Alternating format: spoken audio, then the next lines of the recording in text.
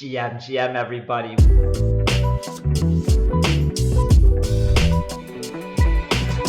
We are back once again with another episode of State of the Art. We are here with the legend, Jubbish Jay, Jay Toops. How are you doing on this fine morning, my friend? GM, I'm great. I'm having a wonderful morning, cozy morning. Happy to be here. Thanks for diving in with us here. I wanted to start off a question I ask everybody.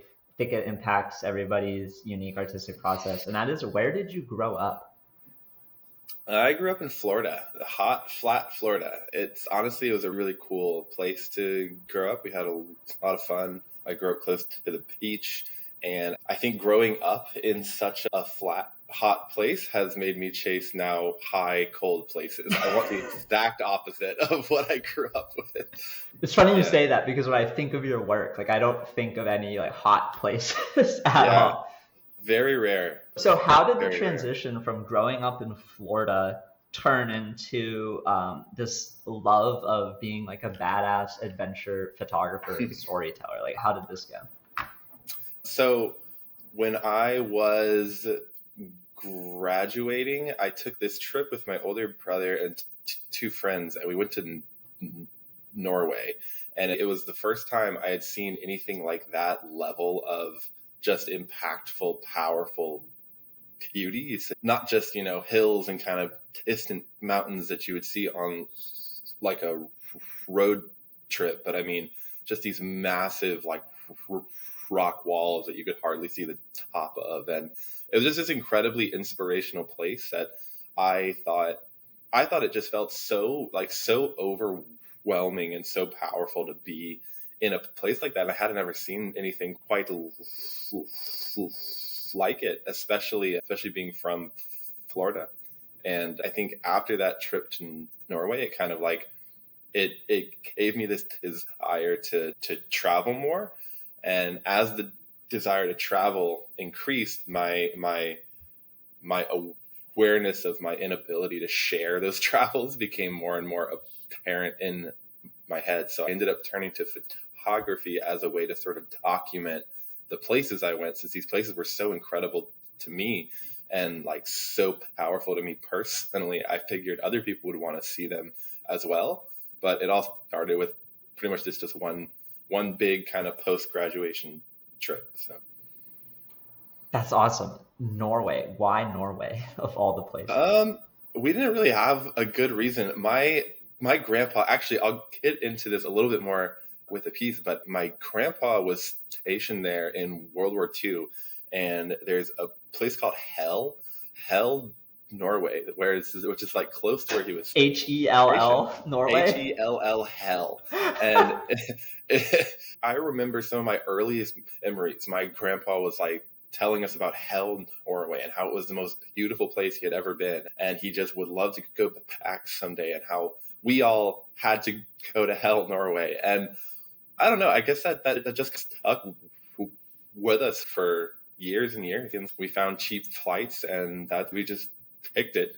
We came close. We kind of went all around the southern part. Hell ended up being a 13-hour drive from the southern part of Norway, so we never went. Did you have your first camera already at that point in time, or were you using your phone, or what was the... So, yeah, I had my first real, digital DSLR. Before that, I was still into photography, just a little less, intentionally. I had an old film camera that I had bought at a thrift store that was broken, and I bought it because it looked cool, and it made me feel cool to carry around. I was like, I knew I just wanted to take pictures of something, but I didn't really have, a direction. But I found, this old film camera. It was a Minolta 9000, which was the first autofocusing film camera in the world. And it was from 1982 or 81. And I found it, and I just shot roll after roll after roll after roll of film. And actually a lot of my first photographs that I still kind of hold on to. But again, I mean, all of that was just this sort of unfocused creativity, just me trying to make something. And then it was the trip to Norway that really set me on specifically an outdoor adventure landscape path. Did film impact your creative process, and what does your creative process look like now? Yeah, film impacted everything about how I shoot. I think the intentionality behind when I choose to press the shutter button now is still very much tied to that feeling of, well, I only have, like a few shots left. You know what I mean? Like, I only have a few shots left to take, so I better make this one count. I think I still very much am attached to that way of thinking, even though I shoot with digital full time now. And I think more maybe than how I shoot is how I edit. I still edit very, very, very heavily in the tones of film photography. I take some liberties with color and sort of like lighting a bit, but I still try and edit in that sort of like familiar style of film stock. So I put a lot of like reds and oranges into my shadows and a lot of like subtle blues in my highlights. And it can be small in certain photos and it can be heavier in others, but I still pull a lot of like film stock looks out of my digital photos just because I have such a heavy attachment to how those first pictures I ever created looked on accident. And I'm always kind of trying to like recreate that feeling I got of like a lingering nostalgia in a way. I think that people associate film photography with like a older or earlier time, and I try and make my photos have that same kind of like timeless feel where people still appreciate film photography today. So I would say film really inspires how I edit more than anything else. And then I think another interesting thing that I want to ask about is during the editing process, from the point of, but not the editing process, the creation process, from the point of, I have this idea, I want to go to this place, to here is the final output that I'm happy with and ready to either share with the world or mint on super rare or mint with Escher, Mm-hmm. etc. Like, how does that whole process look? Because I feel like you have a pretty intentional long term horizon with some of this stuff that might go Mm-hmm. overlooked. Yeah, I definitely do. I will say it depends heavily on the shot. I mean, sometimes like I'm just all about honesty in the creation process when people talk about it. Not every shot has to be like this crazy, I climbed a mountain in a glacier and almost died and I fell Just to the like top of it. king and defeat and salt and dust on one Yeah. end, and then on the other end, maybe. Sometimes I shoot out of the window of a moving car and I'm like, that's really good, I'm going to keep it, you know what I mean? So I think it's just very dependent on the situation. I think for the most part my shots come as a result of lots of planning, but not really on the photography end, more on the mountaineering end. So like I call myself a very scrappy photographer. So I'm not planning down to the last detail how the shot is going to look before I get there, but I am planning the climb. Like I plan the trip or the backcountry expedition or the glacier or whatever I'm climbing or ascending, or I put an enormous amount of, so I'm not necessarily planning what I want the shots to look like. I think that comes after I'm out there, after I'm in the environment. But all of my planning comes on the actual expedition itself, and then I just bring the camera along, and the camera is just part of the journey. And then I shoot whatever I feel like shooting once I'm out there. I feel like it's almost hard for me to connect, like come up with an idea for a shot before I'm in the place, because I couldn't tell you how that place is going to make me feel until I'm out there. So um, over the years, I think I've stopped like having a specific shot that I want to create and just ended up having places that I really want to get to. And so, No, I think that makes a lot of sense. I think I know a good amount of photographers who will stock the shot on Google Earth or different mhm. types of satellite images, and they'll have it in mind. Yeah, and I get a lot more inspired too by just places and not like big shots, because all of my shots are about places, but like all of my photos are, much less concerned with how a place looks and more about how it feels, how it makes me feel. And I can't tell you that until I'm out there, and then I just make sure I have a camera on me by the time I reach that place, you know. No, it makes perfect sense. I would like to ask one more question before we maybe segue into a little bit of the behind the scenes for the Yeah, Escher edition. The last question I have is just how would you describe your own artistic style? I would say my style is very much focused on like the emotions of the outdoors. I would say that's really what I'm trying to capture. I'm trying to capture the way that mountains, the way that adventure, and the way that like freedom or the landscape in general sort of mimics what's going on in our heads. I love that. I feel like your work does, and even the way you title some of your work, like it invokes that emotion just by reading the title.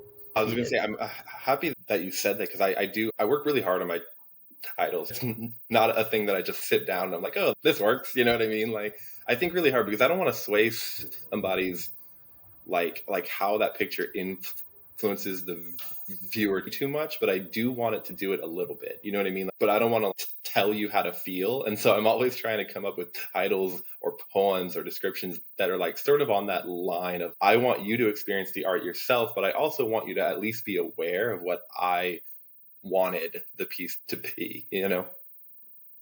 No, I think you do a great job at that. Do you have a name for the piece that is coming out in a few weeks? I know we're doing this a little Yeah, early in the yeah, I process, do. but Yeah, it's all good. can you share the name?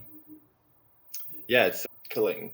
Circling? Circling. Yeah. Nice. Can Yes, we? circling for a few reasons I can explain. Okay, this is You're on a plane. circling. I'm in a plane, a small plane, a really small, little, very old plane.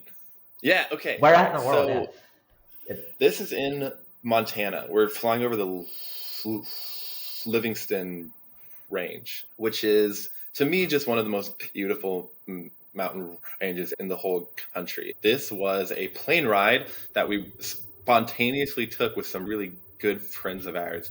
We were parked in Montana in our truck, and our friends who were kind of passing through were trying to swindle their way into an airplane ride the following morning.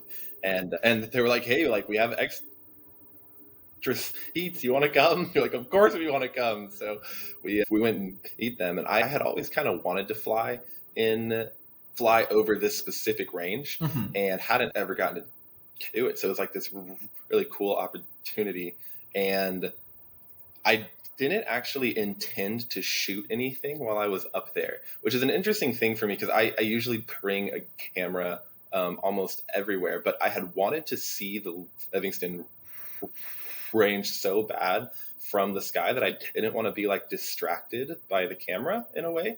And then I had this change of heart where I decided that it would be tragic to not share. And I ended up getting just a few shots. I think I shot maybe like 20 shots the whole ride. But this is my favorite one. And there's actually, if you see the waterfalls over on the right Mhm. side, I've actually hiked to those waterfalls before. It's like a 26-mile hike from this small little outpost to get to those waterfalls. I always found on that particular film stock that it really drew your attention to like one small specific area of a photo, and so you could guide the viewer's eyes to whatever you wanted them to see just by how you developed the film stock, because it would get so dark on the edges that it was like almost hard to see anything anyway, and so your eye sort of naturally got drawn to the light part, which on Ektar, especially expired Ektar,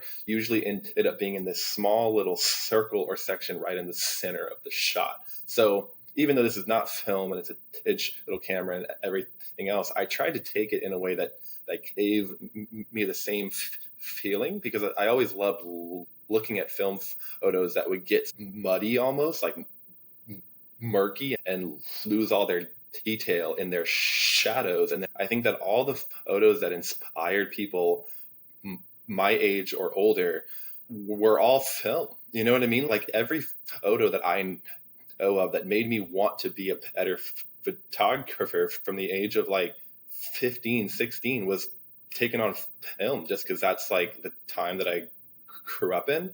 And so whether we want to or not, or whether it's conscious or not, I think we often tie a lot of inspiration to how film looked. Not specifically because it's like so good or better or like this crazy, vibe. It's what all the photos that inspired us used to look like. That's another reason for the name circling, where I was like, I'm kind of circling back around all the way back. It's interesting what you said about how the film was developed, because when I look at this, I look at the strip of light on the side Mhm. of the mountain first. That strip of light takes my attention to the white bar connecting the wing to the plane. So I follow Mm. that. That takes my attention to the handle on the window, which lets me know that, oh, hey, there's a window there. And then I immediately notice the reflection. Like, up top, Mm. looking at the window's reflection and how that creates this interesting lighting effect on the wing and the reflections on the wing. I didn't notice the waterfalls at all until you Yeah. mentioned it. And now I'm like going there. And the fact that Oh, that's awesome. you were also at the waterfall Hmm. is just, this is why we talk about the art, right? Like, you don't get this Yeah, type of yeah, connection yeah. when you just Yeah, look at the piece. It yeah. requires the story behind it, which I think of all the storytellers I know, you're one of the best. And that Thank was just you. so interesting. How did you, so I know that you Can you have, still see this on your yes, screen yeah, if I yeah, yeah. Ooh, zoom in on it? Okay, cool. that's Yeah, so there's a lot of crispy. detail in this shot. There's a lot, even over on these waterfalls, which are like so far away, there's a lot of detail. And I think a big part of why I shot it how I did was just because I'm always trying to bring people along for the adventure I'm on, and I really just wanted this shot to make you feel like you were in the plane. You know what I mean? Yes, Like like I I could wanted almost you to feel smell like the you're in the air. sea. Like, it's like a Yeah, that's little exactly what I humid and wanted. I'm getting hit with a gust of And wind and it's like, I don't talking know. about these highlights, this is another thing that I was actually like hoping to talk about is Yes. these highlights up here in this cloud is another sort of film inspired edit, because let me show you real quick. Like these highlights are pretty blown out. So if I hit this button, all the red is what's Oh. like a loss of detail. So everything in here is lost information, just blown out, which is like a huge no. That's like one of the major things that you're supposed to do in digital photography is get everything right. Get all your Uh-huh. shadows to have detail and get all your highlights to have detail. And I actually purposefully leave a lot of these things alone. Even if I shoot it mechanically correct, I edit it in a way that I think looks more natural, because this was a bright day. This was like 8 a.m. sunrise. This bright summer Montana sun was coming up. And so why would I keep the detail in these clouds when while I was there, I couldn't see the detail in the clouds? Like my camera could, because it's, a good camera, but I couldn't. Like I was squinting through this Yes. window trying to take a picture. And again, I want to match that feeling I had while I was there. So I can bring these down, Okay, yeah. right? I can get all this red that's here, all this blown outness. I can get this to go away. But you see how it creates this sort of crunchy gray? Like this crunchy gray. And so yes, my I could get all these highlights to have information in them, but to me it looks so unnatural. You know what I mean? Yeah, it It looks looks almost like, unnatural because it is unnatural. Like you're supposed to squint through bright sun, not be able to look directly at the sun and the clouds. And so instead I keep it up here, even a little higher. And even though I lose information, look at the ivy corner that you get up here. And I think it helps even more to direct your eyes to here, which is what I was hoping for anyway. So, like, I love to make little decisions that break big rules in digital photography, but add an element of like humanity to it, where I'm not just relying on like how much information can my camera capture and how can I show you all of it, which I think is like a big fault of digital. And instead, how can I show you exactly how the place felt to be there at the time, which to me, it felt, bright and squinty, and I couldn't really see anything down here in this corner because I was trying to look at the mountains. And so I make all this dark with these big swashes of black and red. And so like, I'm always kind of trying to shape the viewer's experience when they look at an image, instead of just being like, here's everything the best that my camera could show. I don't mind losing all these highlights if it looks more like you were in that seat.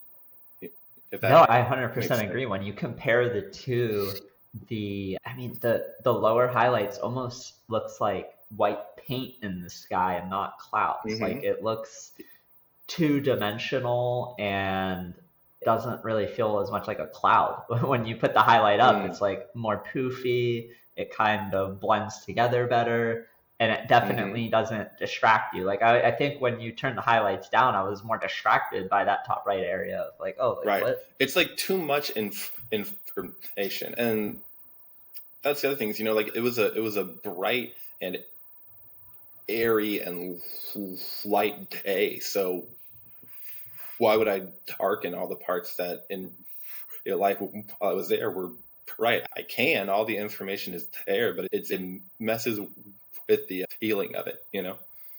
No, for sure. I know that you mentioned you had the raw saved to I show how do. that looked compared to the final Let me output. show Do you you. want to So show the raw? this is the raw file. Oh, wow. So this is where my images often start out. And I was kind of like a little nervous to show because this one in particular it's like extraordinarily different, from where the shot started. But this is the raw digital, and this is the sort of IB film inspired direction that I took it. How did the Um, process go from when you took this picture in the plane in Montana until when the edit was finally done and ready to be published?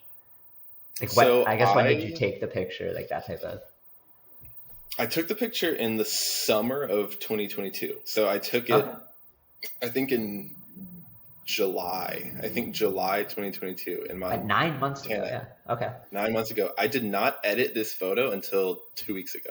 And Um, what made you go back to this photo in particular? Like when you took this shot in July of last year, did you know that this would mhm. be something powerful that you'd want to use, or was it more of like a lingering sense of, oh, I get this really strong feeling when I look at this, and when you looked at it Mhm. 6+ months later, you were still getting that feeling, maybe even stronger.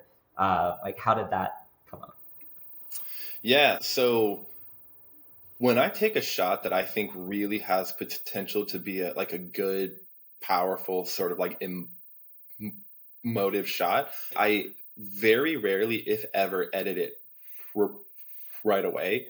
I usually just kind of like bookmark it. I put it in a special folder I have of like really good shots that I don't want to edit yet, and I keep a whole bunch of photos in there for when that feeling or that memory sort of comes back around, and I feel inspired to go capture that moment again in the edit. Not with my camera; it's been captured, but capture the feeling. And so it's almost like this two-step thing where I capture the event, the moment that actually happened with my camera in one sort of mind state and time in life, and then I edit it and capture the memory, not the place, but the memory in the edit. And the reason that I do that is because I want my photos to be a little more dreamlike. I want them to be a little like whimsical, a little bit faded. I want them to make you feel like you could have either been there or seen this shot like in your grandpa's photo album. You know what I mean? So this was one of pose where I took it and I looked at it on my camera and I was like, that's going in the folder, and then I never touched it again until I got sort of the motivation to create it as a memory, not just a picture of a mountain. So Well, I find us circling back once again here to the film beginnings, where you were being very intentional about your shots and being selective. And I feel, and even I like this, that. yeah, Oh, and that's even this is even, yeah, look at that. Even this shot is not the actual. This is a crop shot. oh, So what is that's the this? actual crop. That's the Oh, actual. That's this is well, that's kind of a mind fuck now, seeing real it this raw. way. I Isn't like that wild? I like how you framed it Yeah. more. There's like too much darkness. Like I feel like Hmm. I'm captive in this framing. Like I feel like I'm Hmm. inside and I can't get out. And then here, I feel like I'm like almost hanging out, or like I'm on the cusp of hanging out. that's the power of post processing. You just have to kind of dream up how you want somebody to feel when they see a shot, because this isn't it, but it's in there. You No, know that what I feels mean? like It's I'm in a there somewhere. passenger on a ride.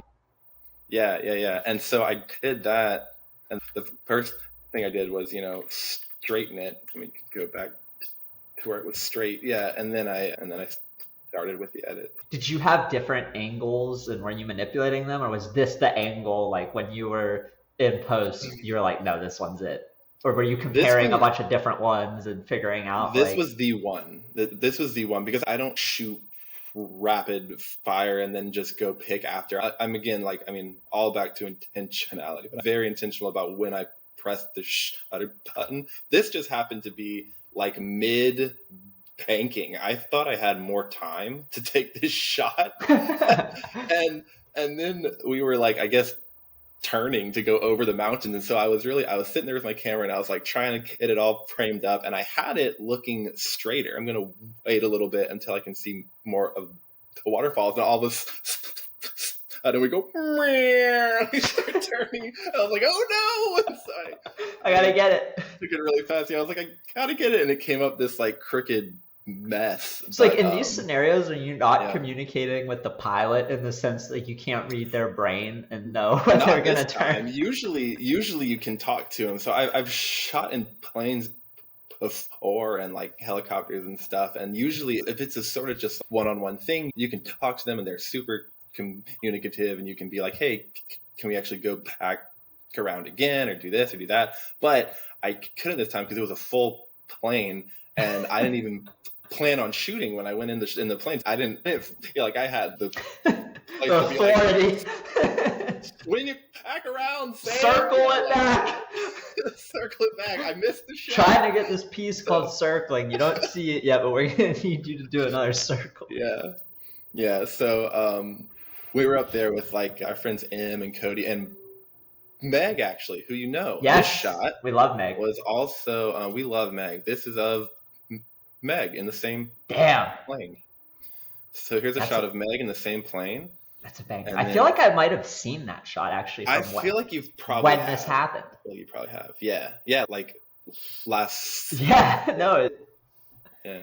The way the lighting that Meg took of me on her old film camera. So this is I figured would be cool to share. This is it's a photo that she took on her really old cool film camera. So I like that this is an actual film shot from inside the plane. The vibes match kind of the shot, like how you edited your shot. Like it's definitely has the warmer light vibes, like a little bit more. It also says rugged on the headphone, which I think is really funny. Rugged. I didn't even notice that. You can see the little bit of the reflection off of it too. Mm-hmm. So that's the window you were looking out of when you took circling. Yeah. Yes. Correct. Full perspective. I created this right as she took this. And you're looking behind like, shit, we're turning? Yep. 100%. You can't tell? You can't tell the look on your face of like, wow, I had one shot and I hope I got it. Because we just left. Here's a little clip of Cassidy that I was going to share. So I think this is after I took that shot, and then I think after I took the shot, I just kind of put the camera away, and I was just sort of enjoying the ride after I got that shot. So Like you kind of knew that that was the only shot you needed hmm on this ride for it to I be a success. often do. I'll often like shoot until I get the shot, and then I'm done. I don't have to like force a better image or an alternative angle or whatever the case may be. Usually, I used to like years ago, but I think at this point, when I see the shot on the back of my camera, I'm like, that's it, I'm done, and then I can just go back to enjoying the moment. And if anything, if I do take out my camera again, having the time to absorb the place in real life, not through my lens, will certainly make the next shot better if it comes. You know what I mean? And so if I saw something really fantastic, I would have tried to shoot it again. And I feel like the time spent in between not trying to shoot every angle and everything actually helps. So I ended up not taking any more, but here's me, Cassidy, in a The plane. best. It's like you're doing the And post-processing in your head. You don't need to shoot yeah, all the shots. yeah, You're processing 100%. everything as a human. And the only shot I had of the plane is this shot of Cassidy and Meg. That's the only shot I have of the plane. 69. And we got the 6'9" going on. It's It was a perfect. vibe. It was good. Sounds like a Yeah, it wonderful was a lot day. of fun. So yeah, I it need to was go on good. a It play was ride. a fantastic day. I need to go on a play ride with Yeah, you one day. you should. That's now on the bucket list. Um, Yeah, let's just make to it go happen. back full circle, I like asking this question to wrap it Yeah. up, but it is not specifically related to circling, but just what's been your most memorable moment as an artist so far? Man, I'm gonna be honest. The day that you collected King, I like that was, I think it was the first photo I ever sold coming from the commercial world for like years and years and years. I think that was the first photo I ever sold as just a one of one art piece, which had been just a dream of mine. I had people buy prints, and I had been in galleries, and I had been like exhibited in certain spots and whatever the case was. But it always felt like I was just like, it always felt like my art was there to promote something else or to help somebody else or to look good in somebody's show or gallery or advertisement or product or whatever the case may be. And I think King was, it was the first NFT I ever sold. And it was the first time in my life that I think I sold a photo purely as an art piece for the sake of art, not just as a print run or a commercial piece or whatever, but just I love this so much that I need it, you know? And yeah, so I think that was probably like still, even after everything that I've done, you know, since then, I think that was just such a affirming point in my career that it's given a lot of confidence even now to keep creating in that way. Damn, I didn't Thank expect you. that. Well, thank you, man. Yeah, dude. I remember when we met during that summer, and then I went to your YouTube channel and I watched all the Hearth videos. All the videos. And I was like, holy shit, like Jay gets it. He's telling the story in like the most authentic way possible, and I felt so connected.